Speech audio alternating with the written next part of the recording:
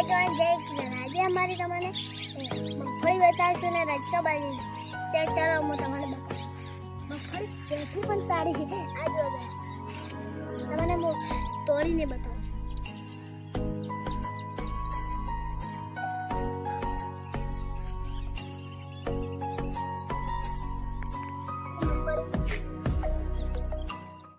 આ જો મસ્ત મગફળી પણ બેસવાની શરૂ થઈ ગઈ છે आज वो हमारी रजका बाजी आज वो हमारी मगफली अबे आज ये प्राण बपन न कहीं आगे हमारी गाय हमारे नदी पर आज वो आज